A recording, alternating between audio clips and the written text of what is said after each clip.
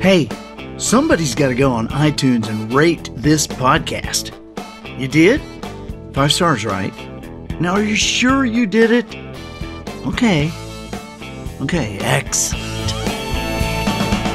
Good morning, afternoon, or evening. You are listening to the Professional Noticer. Saving lives is a dangerous business, but it's what we do. Here, you and I will use common sense and all the wisdom we can muster to move beyond what is true and go all the way to the truth. With listeners now in 86 countries around the world, welcome, Brunei. I am the Professional Noticer. If I've left anything out, why, just ask me specific questions and I'll be glad to answer them one by one. Hello, everyone. I'm Andy Andrews. Hey, thank you so much for making me a part of your week as the Professional Noticer. It is my job to professionally notice things for you. Man, nothing's off limits, of course. What is your question? Business, spiritual issues, popular culture? Why, we even tackle the odd conundrum. Like, is lettuce the only vegetable that is nothing but a head? My purpose here today and with every show we do is to play the part of a best friend or a coach. I want to help you live the life you would live if all your toughest questions were answered. The Professional Noticer is sponsored this week by GrowingDeer.com. If you already watch Growing Deer episodes or regularly visit the GrowingDeer.com website, you already know why I'm a fan. Their weekly show arrives at my email inbox every Monday morning. And wildlife biologist Dr. Grant Woods. He is my guy. He hosts the program. Subjects range from scientific tips about nutrition in the wildlife to providing the right crops for deer to reach their antler potential. And there might be a fascinating segment about predators or something about how minerals move from one substance to another. This is why Polly likes this stuff too. GrowingDeer.com might devote a whole episode to prescription fire. Get this. I mean, a whole episode. I've seen this before. A whole episode on prescription fire. How it's done without injuring birds and animals. What really happens to their habitat after it's done. And why? If we really want to see wildlife in our woods, there are certain things we must do that on the surface seem kind of harmful. Listen, there are massive benefits to a carefully controlled burn, and I'll bet you will be as shocked as I was when Dr. Grant proves it to you. So come on, you guys. Dr. Grant's wife, Tracy, as well as her daughters, Raleigh and Ray, make frequent appearances on the show. The whole operation, great example for us about how family can work together, play together, support each other. So whether you're an outdoor person or not, certainly you know an outdoor person. So turn them on to growingdeer.com and you go check it out too. Okay, that's growingdeer.com. Observations and answers are what we do here. I deliver the observations. But you provide the questions. Always remember the quality of your answers can only be determined by the quality of your questions. And gosh, we would love to field a question from you. So write me. Email is the professional noticer at andyandrews.com or call 1-800-726-ANDY. And listen, if we use your question, the professional noticer will send you your choice of the guided traveler experience. It's over 8 hours of live video, or you could choose 100-year parenting. That's a collection of 53 different videos, each between 10 and 20 minutes. A lot of fun. This week, our first question is from Cully. He's from Northern California. Let's listen. Hey, Andy. My name's Cully.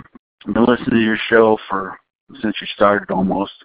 Appreciate you teaching us how to get down to the bottom of the pool, especially from somebody who is a swimmer and is a swimmer. I get the concept. So you're always telling us the quality of our answers are dictated by the quality of our questions. How do we know we're coming up with good questions? All right, I'm looking forward to hearing what you have to say on the show. Thanks a lot. Appreciate you being there and sharing and add value to our lives. Bye. Hey, Cully, great question. You know, that question gets kind of to the bottom of the pool because I think a lot of times people believe they know what that means and just don't think any more about it.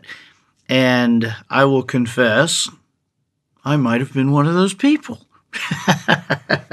And so your question has, you've asked a good question because you've had me kind of think through this so that I can, how does this work?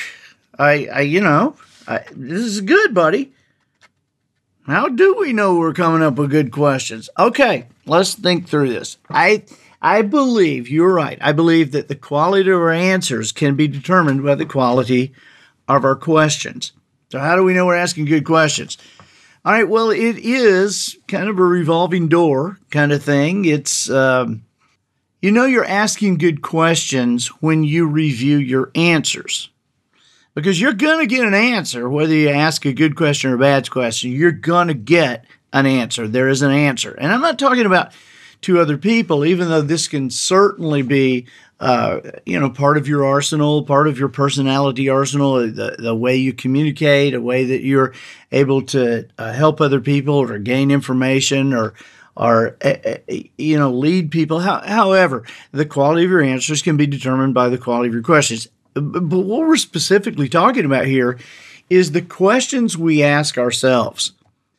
Because a lot of times, there's this mental conversation going on, and when we ask ourselves a question, our subconscious just goes to work answering that question. I mean, we're really not even aware of the process sometimes, but that's kind of how it happens. I'll give you an example. And it's a bad question. A bad question is like, why am I so fat? Okay, now coming from somebody who's had to lose 30, 35 pounds all in one whack at one time, I can empathize with this. Why am I so fat? Well, it's a horrible question. Now, understand whether it's why am I so fat or where have all the flowers gone? Whatever question you ask, your subconscious, it goes to work pulling an answer out for you on that. All right? It is kind of a trail that continues on without much focused activity. And so when we ask a bad question, why am I so fat? We get a bad answer. Our subconscious digs in and goes, well, your mother was that way. And look at yourself. You have no self-discipline. I mean, you can't stay out of the refrigerator. I mean, you will go in the kitchen in the middle of the night. Why are you so fat? Why do you think you're so fat? I mean, my God.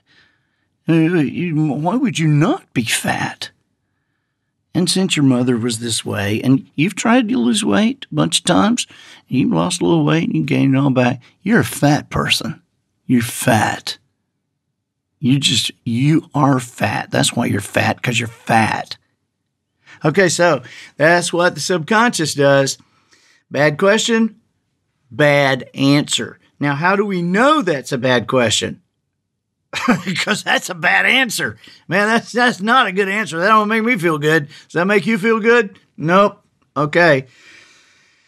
So, how do we know we have a good question? Sometimes the good answers can be harder to come by. But it's because it's really easy to walk in front of a mirror and walk out of the room and just like go, why am I so fat? I mean, that's an easy one to throw out there.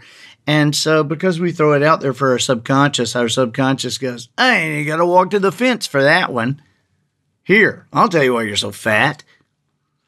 And so, but you would certainly, you don't want that bad answer. You want a good answer. You want some great answer to something. Well, and you would like to lose weight, but why am I so fat? That's obviously a bad question. Because you got a bad answer. So how do we craft this?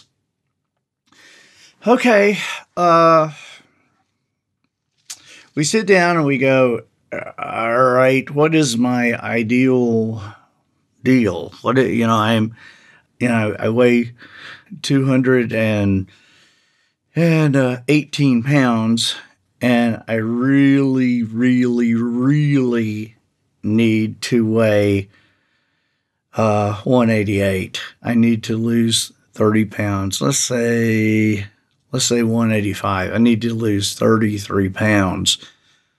And so if I lost 33 pounds, when's the last time I weighed 185?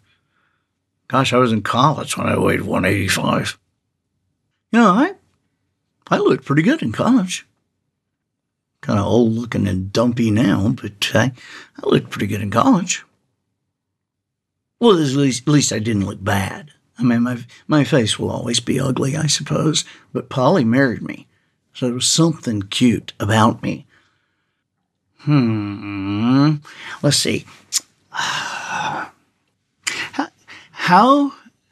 So I want to get back to the shape and the look I had in college. It was, every time I try to lose weight, it's a hassle, and I'm starving all the time. Okay, I've got to create this question. Wow, you hear that, Matt? I said I'm starving all the time. Did you hear my stomach grumble? That's amazing, isn't it? All right, so here's the question. Here would be a good question. It's based on the version of Why Am I So Fat? The question is, how do I regain the shape I had when I was in college, have a good time doing it, and not be starving all the time? Okay, Cully, I think that covers what I want to accomplish. To get to that shape I had in college, I would have to lose 33 pounds. Any time I've ever tried to do it, it was not fun, so I got to figure out a way to make this fun.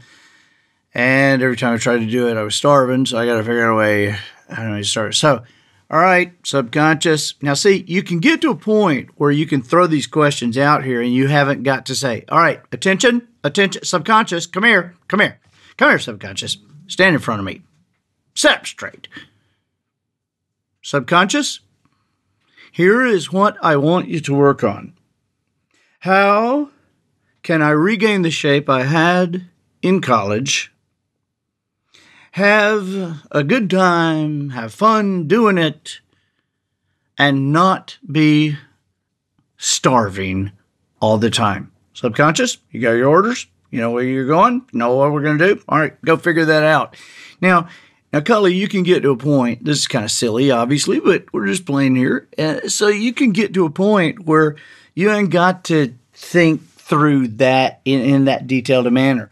But at first, when you are training your mind to think like you want your mind to think, you do have to figure out how to do good questions. Man, why am I always late? That's a horrible question. Well, everybody knows you're going to be late. You're always late. And they don't start to get there. And isn't that big a deal? Bad question, bad answer. So, you guys tell me, how would you recraft that question?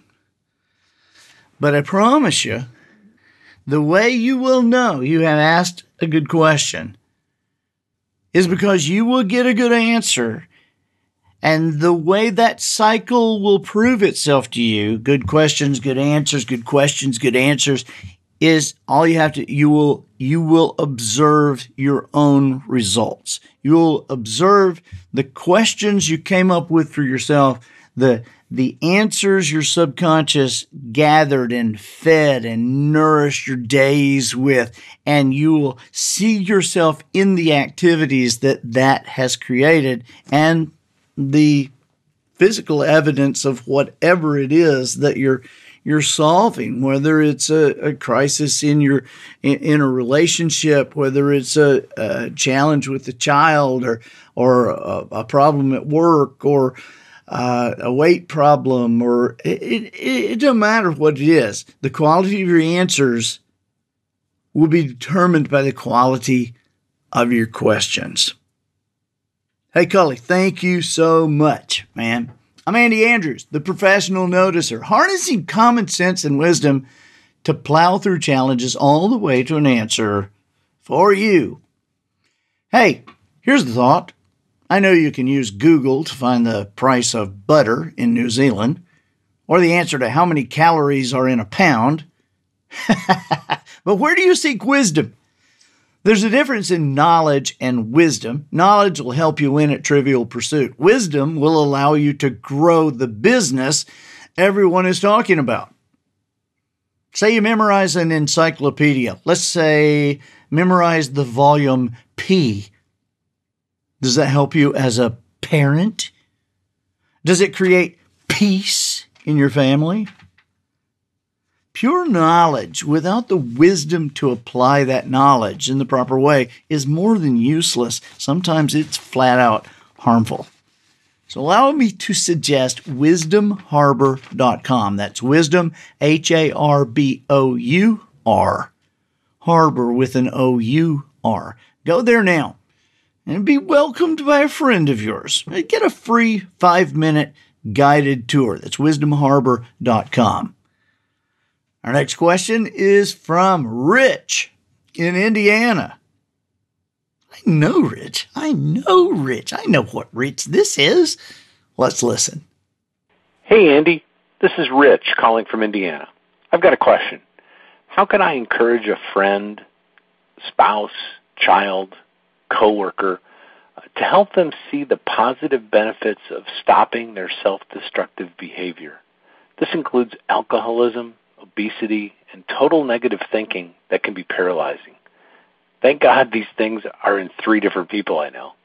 Hey, all the best. Thanks. Rich, hey, man. Thank you so much for this question. Hey, it's good to hear your voice. I know exactly who you are. I'm not going to say your last name. I'm not going to blow your cover. But I think of you often. I looked, when I heard this voice, I looked over on Matt's computer and I said, yeah, that's exactly who I thought that was. I was talking about you the other day to a friend of mine and it was all good. So anyway, good to hear from you. And your question is a good one. I got to tell you, Rich, okay, this is just me and you now. Nobody else listen. Nobody else listen, please. Please, could nobody else listen? Hey, Matt, I want you to find something for Rich. I want you to find, here's the, do you remember in Animal House? In Animal House, there's a point where it's all coming down. I mean, it's all coming down. And, these guys are all in front of Dean Wormer. And this one kid, he's flunking out and he's obviously been drinking and but there's a quote that Wormer says to this kid that is, I've always remembered this and it's kind of hilarious. It's a very rude quote, but see if you can find that. Because in just a second, give me a thumbs up if you find it, because I'm going to play it for Rich. Nobody's listening, right? Nobody else involved. This is me and my buddy Rich. I just want to make Rich laugh here for a little bit. Rich, your question, man. How can I encourage a friend, spouse, child, coworker to help somebody see the positive benefits to stopping self-destructive behavior? That is tough. And I got to say, when you said alcoholism, obesity, and total negative thinking that is paralyzing, I am really glad you said, thank God these things are in 3 different people. Because when you said alcoholism, obesity, and totally negative thinking that is paralyzing, Dean Wormer came to mind. I thought, surely this is not one person, is it? This is not one person. Matt, you got it? Okay, so because what Dean Wormer said was, fat, drunk, and stupid is no way to go through life, son. Okay, it's funny in a movie, but that ain't funny in real life. It's funny when you see an actor that was paid several $1,000,000 to make you laugh, and you can feel okay laughing at it because it's okay to laugh, because even if the actor is kind of a little bit off those things, he got $3 million for showing himself to you and letting you laugh at him. It's kind of like people saying, yeah, I would get in the ring with Mike Tyson. I would get in the ring with Mike Tyson for $10 million. Okay, so, there's this actor, and he's gotten in the ring for, a couple or $3 million. But, in real life, the cameras turn off. I mean, in real life, I don't know that you would want to go into the ring with Mike Tyson. You can't spend $10 million on coloring books the rest of your life. I mean, if the only thing you can understand the rest of your life is coloring books, I'm not sure that $10 million is going to salve that wound. So real life is tough. And Rich, man, I am glad it's not just one person, but those three things. I have found myself in the past unable to approach, or maybe unwilling to approach colleagues or friends and just say, hey, dude, you are drinking too much. Or, we just don't do that. We don't go to somebody and say, where did you get that 50 pounds? We don't do that. That's not something that we do. And yet, we can watch people that we love. I mean, Rich, I get it, man. Here, you're saying, how do I encourage a friend, spouse, child, coworker?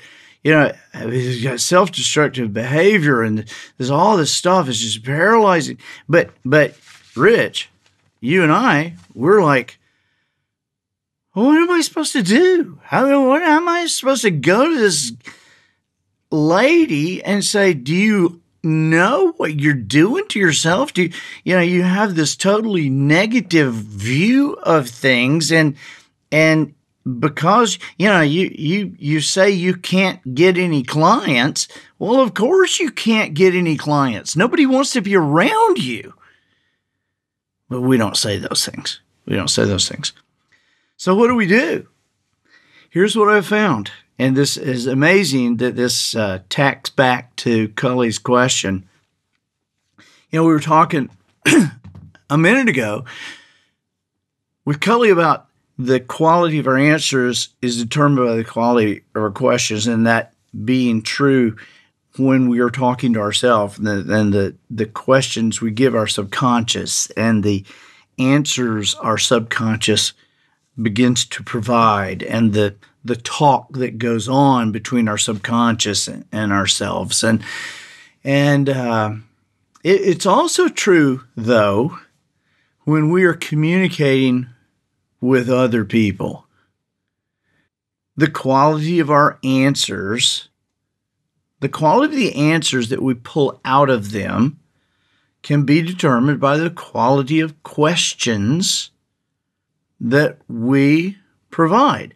And because, right? I mean, I'm just thinking through this right now, Rich. You and I know you can go out and ask some pretty bad questions. I mean, what are you thinking? I mean, did you just intend? I mean, what did you go do? Did you go eat a Baskin Robbins? I mean, what? What are you doing? Oh my God, I haven't seen you in a year. And it's like you ate the year. I mean, see, we don't do that. Did you eat a year? We don't ask questions like that. We're not going to ask questions. We're not even going to ask questions like, wow, do you feel like you've gained a lot of weight? We're not going to ask a question like that. We're not going to say, man, I sense that you are really unhealthy. And is there any way that I could help you? We're not even going to ask a question like that. We're not going to say, every time I talk to you, you seem to be very negative about everything. And so is there something that I'm doing here that is bothering you, that is making you act this way? Because I sure don't, if it's me, I sure don't want to stand around and bother you so much that you are acting like this. I mean, you see where these are kind of conversations. I mean, it sounds silly, but these are conversations people actually have. I mean, this is what people actually say to each other. I mean, parents say to their kids, do you know that you're fatter than everybody else in class? No, it never occurred to me. I mean, really? I mean, do you know there are questions that spouses ask each other. Were you aware that you were drinking too much last night? No. It never occurred to me. Was that my arm? Was that my hand that kept lifting that stuff up and pouring it down my throat? Was that me? Oh, thank you for pointing that out. See, we just don't know how to talk about this stuff. And we love them. We love them so much. And we know we cannot present them with answers. Remember a couple of weeks ago when we talked about how do you deal with an adult child who is addicted? I mean, there are people in our lives that we cannot present an answer. I am going to put you in rehab. This is your answer. There's not a rehab in America that you can put somebody in that they cannot voluntarily walk away from. Because if you find that kind of facility, those are federal kidnapping charges.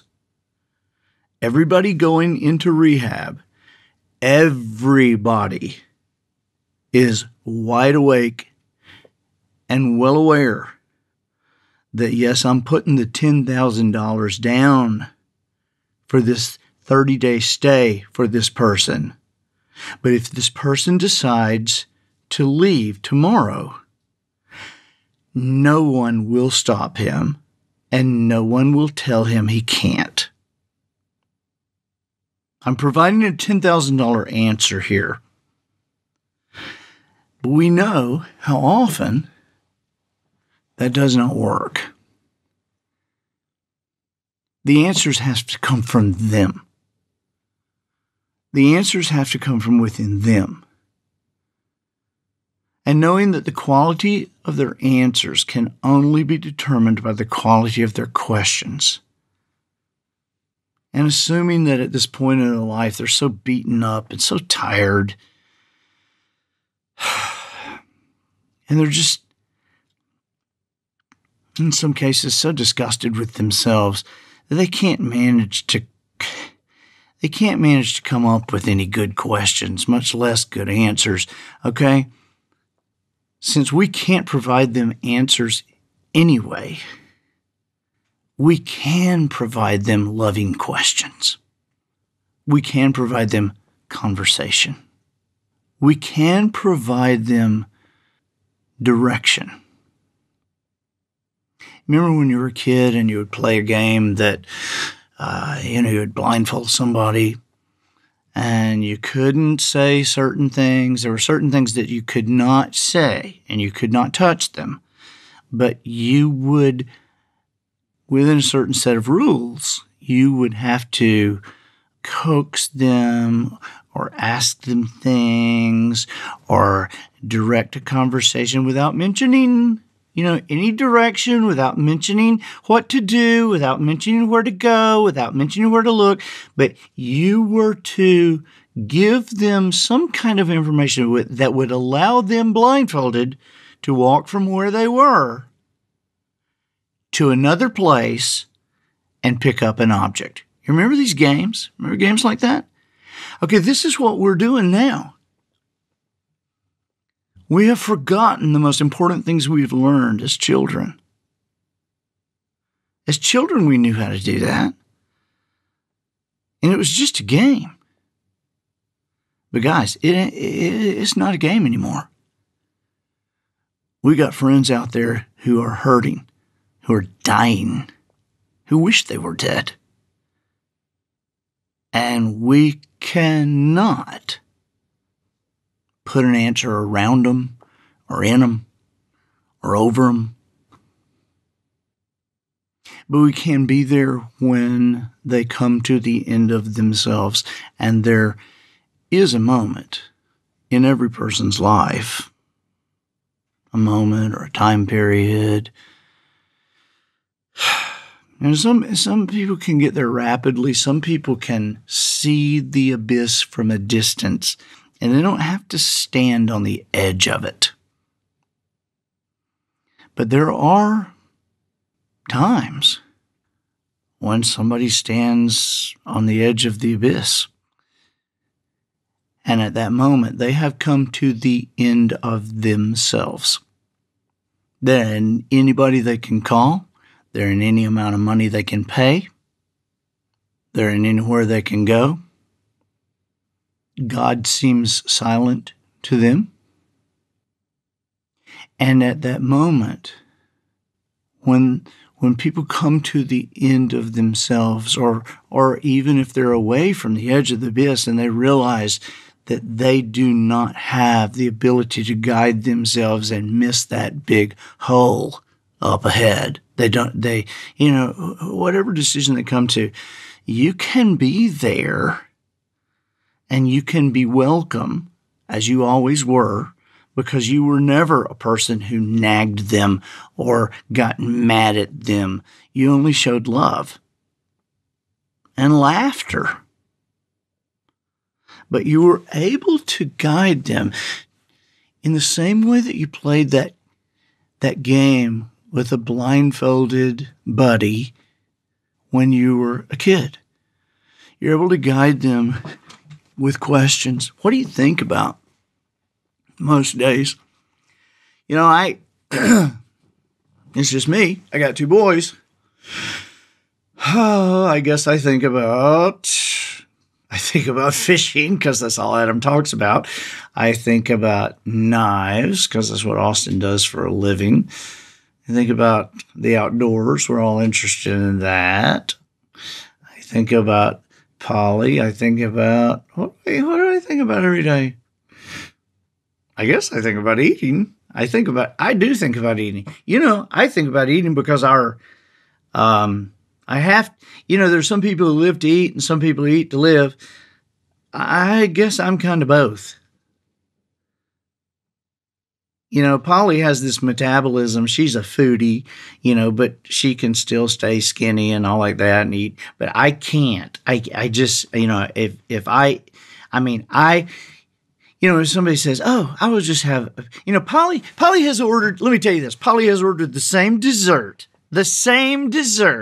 We've been married for 30 years, and my wife has disciplined herself to order the same exact dessert, no matter what restaurant we were in, no matter where we were visiting with people, no matter if we had it at home, my wife has managed to discipline herself and is totally satisfied with the exact same dessert for every day that I have ever known my wife since the beginning that we first started dating. You know what my wife eats for dessert? Matt, do you know what Polly eats for dessert? Here's what she has. She has just a bite of yours. That's what it's called. It's called Just a Bite of Yours. Now, me, wait a minute. I don't want you to have just a bite of mine. I mean, I'll order one and you can take just a bite of it, but I want the whole thing. People go, yeah, I'll just have a brownie. And as a matter of fact, make that a half a brownie for me. Really? You can do that? Good. I hope you can do half a brownie, because that means I get the other half and the rest of the pan. I guess I think about food more than I thought I think. I thought I did. Certainly our social life, you don't have people over to eat. You don't have people over. Hey, would you like to come over? Really? When?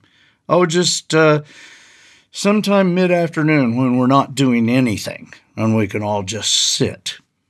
No, that ain't what we say. Hey, come over for dinner. Hey, let's have lunch. We kind of revolve around food. There's so many conversations you can get into about that kind of stuff. There's so many conversations. There's so many directions these things can go. You know, when you have regrets in your life, you sit around by yourself and you start thinking about things. And then you compartmentalize your life. Now, this is a crazy one. Watch this. Watch this. This is just like kind of a game or something. And let's take 5 areas of our life. I'm going to take, because you watch, we're going to get some funny stories out of this. 5 areas. This is just a game we'll play. I mean, we're just walking around anyway. 5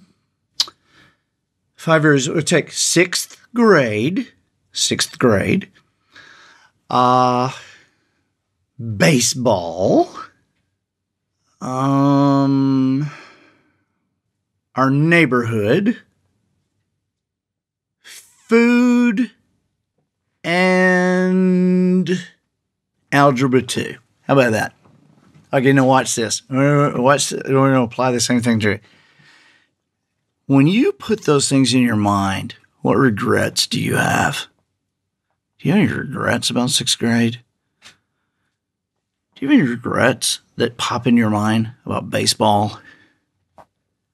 What pops in your mind when you think about regrets about your neighborhood, or regrets about food, or regrets? I mean, what kind of stuff pops in your mind? Now, Rich, listen to me. I didn't say this was going to be easy, but these people did not get there. You're looking at people and you're asking an honest question. What do I do? I love these people. Well, you're not going to be able to give them an answer.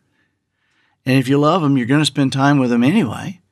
You might as well have great conversations. You might as well get to know each other. Have you ever been around somebody that you've known for 30 years and there was a moment that happened and you just kind of looked at each other and a tear came out of that person's eye and you thought, I never knew that. And that person goes, yeah, I know. And you know you never knew it. And they know you never knew it. And you loved them and they loved you. But the reality of the situation is you never asked. You never skirted around that edge of their life's pond.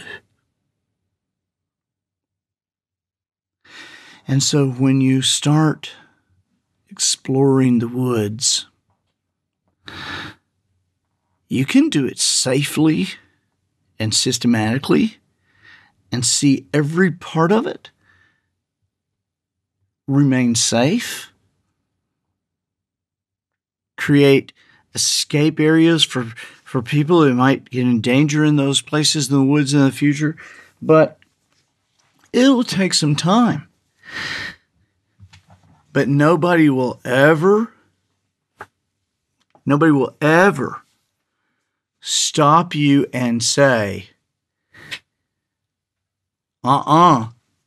if you're a good guide, if you are a good guide, nobody will stop you and say, no, I'm not going with you anymore.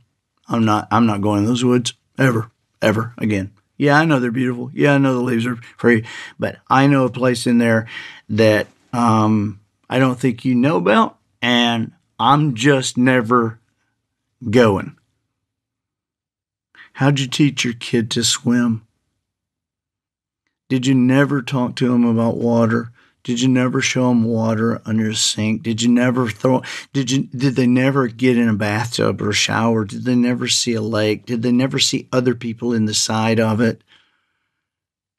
Did they never watch other kids in the shallow edge? Did they never see mama and daddy in the water and see that everything is okay?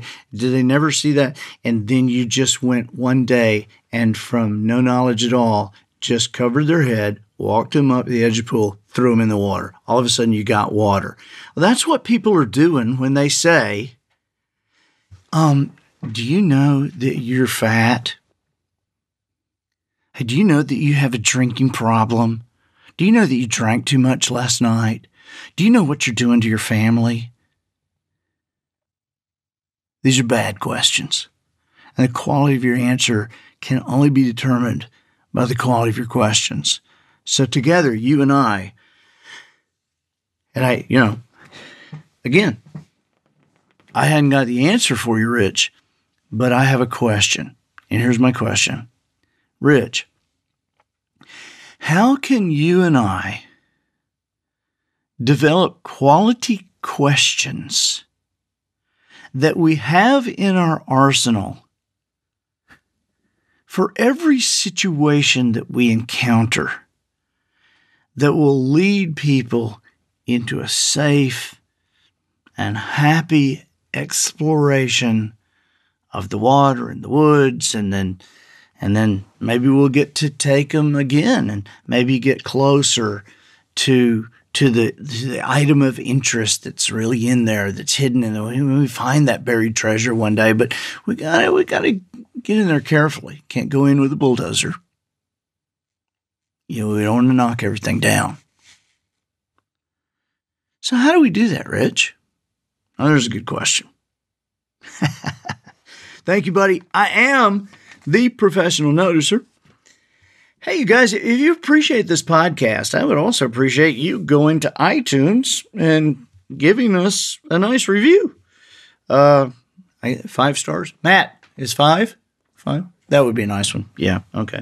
Hey, did you know that you can only review a podcast once? Not once an episode.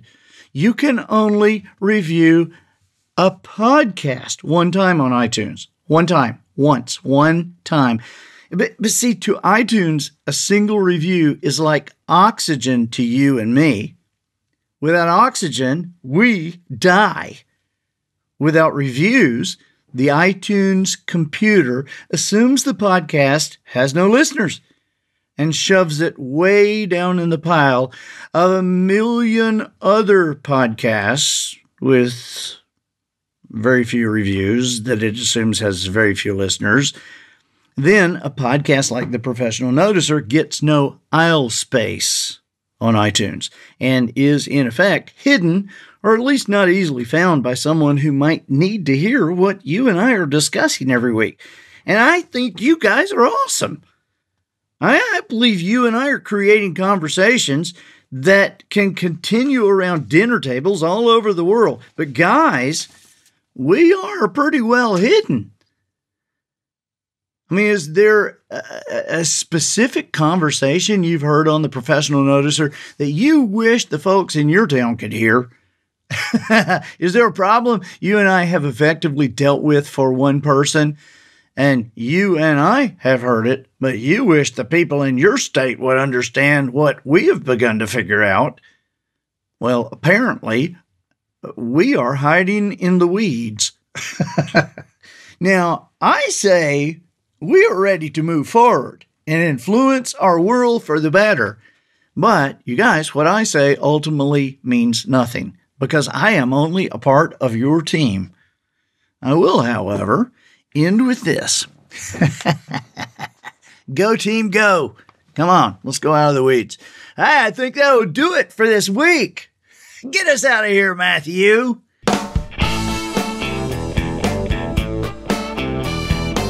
So, ladies and gentlemen, and to the boys and girls who aspire to become ladies and gentlemen, we have reached the end of another episode of The Professional Noticer. In a world where common sense has become a superpower, I'm harnessing the mental energy that I have. Tiny bit, I know, but I'm trying to seek some wisdom and make some observations, endeavoring to answer tough questions in a way that will empower your family and your business. I'm Andy Andrews. Till next week, smile while you talk. Shake hands with the kids you meet. And make sure you have an answer to the question, if pigs could fly, would anyone cry foul? And so until next week, goodbye.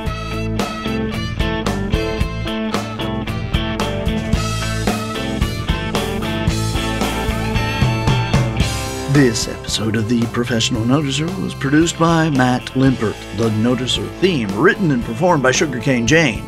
Nail files provided by Twinkle and Smoke of Beverly Hills. Additional financial consideration provided by our old friends at flatbedsalads.com. Yes, Flatbed Salads is at it again, and this time it's with their patented hydroponic lettuce heads. What could be so different, you ask? Would a beautiful floating ball of watery green crunchiness bring a new light to your otherwise dull existence? Well, friends and babies, these hydroponic lettuce heads, by way of modern science and, frankly, a laboratory accident, has produced something you might only expect to see in a 1950s horror film. Yes, children, these unusual heads are so unusual because they have developed brains. They can bark, they can walk, which in reality looks more like rolling around on the ground. But most importantly, these heads can provide you with the friendly companion you've always wanted. While Flatbed Salads continues to roll into neighborhoods on a weekly basis, this unusual development has catapulted them into the vegetable adoption community, and you do not want to miss out. Pick up a head of lettuce from Flatbed Salads today, or join our online community at flatbedsalads.com.